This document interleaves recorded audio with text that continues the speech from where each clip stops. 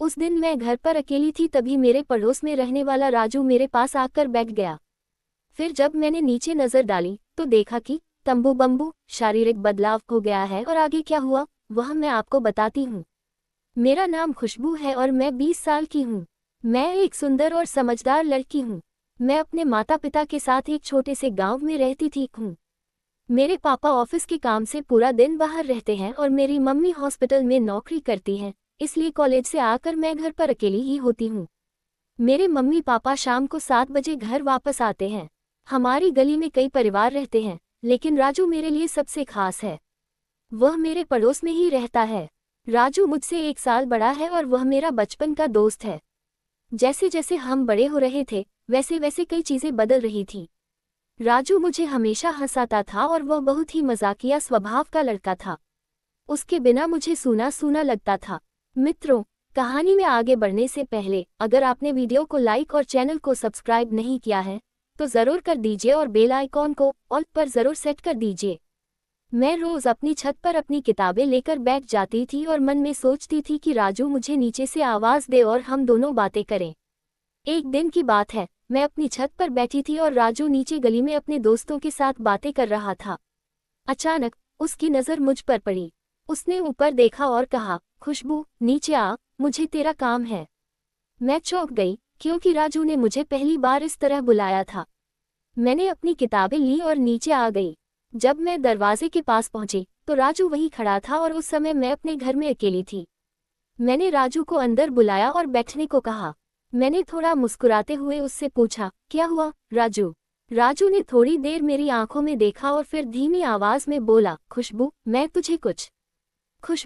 मैं तुझे कुछ कहना चाहता हूँ, पर मुझे समझ नहीं आ रहा कि मैं तुझे कैसे कहूँ, कैसे समझाऊं।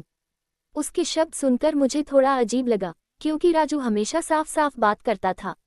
मैंने हंसते हुए उससे कहा, तू बहुत गंभीरता से बात कर रहा है। जो कहना है बिना डरे कह दे। राजू ने एक गहरी सांस ली और कहा, खुशबू मुझे नहीं पता कि यह बात मैं सही समय पर कह रहा हूँ या नहीं, पर मैं बहुत समय से कुछ अलग ही महसूस कर रहा हूँ।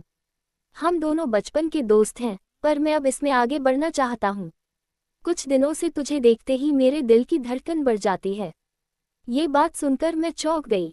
राजू को मैं हमेशा दोस्त के तौर पर ही देखती थी, पर आज वह कुछ अलग कह रहा था। मैंने धीरे से उसे कहा, राजू तू जो कह रहा है उस बारे में मैंने कभी सोचा ही नहीं। राजू ने कहा, तू हमेशा मैं सोचता हूँ कि तू मेरे लिए खास है। खुशबू मुझे तुझसे प्यार हो गया है। उसकी बात सुनकर मेरे दिल में भी थोड़ी हलचल होने लगी थी। मुझे भी उसके प्यार का एहसास होने लगा। दिल के कहीं न कहीं एक कोने में मैं राजू से प्यार करती थी। मैंने थोड़ी गंभीरता से कहा, राजू हम दोनों दोस्त हैं और मैं नहीं चाहती कि हमारी दोस्ती में कोई खटास आए। सच कहूँ तो मुझे भी तेरे साथ समय बिताना अच्छा लगता है और मैं नहीं जानती कि यह प्यार है या सिर्फ भावना।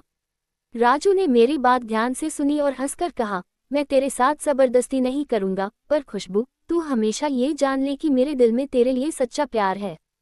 तुझे समय चाहिए तो तू ले ले। तुझे जितना भी समय चाहिए तू उतना समय ले ले। मैं तेरी राह देखूंगा। मैंने ध्यान से देखा और उसकी बातों से मेरे दिल को सुकून मिला और मुझे समझ आया कि राजू के लिए मेरे दिल में कुछ खास था। उस दिन के बाद हमारी दोस्ती उसी तरह रही जो समय के साथ हम दोनों ही समझने लगे थे। मित्रों, ये कहानी आपको कैसी लग रही है कमेंट बॉक्स में ज़रूर बताइएगा। और उसके बाद मैं सोचने लगी कि उसने मुझे समय दिया, शायद यही उसके सच्चे प्यार की निशानी है। 2 दिन तक मैं ये सब सोचती रही और फिर जब मैं घर में अकेली थी तभी राजू को कॉल करके बुलाया और मैंने दरवाज़ा बंद कर दिया।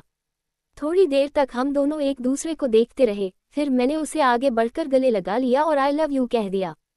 ये सुनकर राजू से रहा नहीं गया था और उसने मेरे साथ सांप सीढ़ी का खेल खेलना शुरू कर दिया। और फिर हम दोनों सीढ़ी पर सांप सीढ़ी का खेल खेल रहे थे और पासा फेंकने लगे थे। कभी मैं सीढ़ी पर चढ़ जाती तो कभी सांप मुझे खा जाता, तो कभी सांप घाघरे में भी घुस जाता था। तो कभी राजू के मेरे पास आने पर वह सीढ़ी पर चढ़ जाता और कभी वहां से उसे भी सांप खा जाता। इस तरह खेल लगभग 1 घंटे तक चला और फिर राजू ने मेरा घाघरा ऊंचा करके सांप घुसा दिया था और मैच ड्रॉ हो गया। कोई नहीं जीता, पर खेलने में सचमुच मजा आ गया।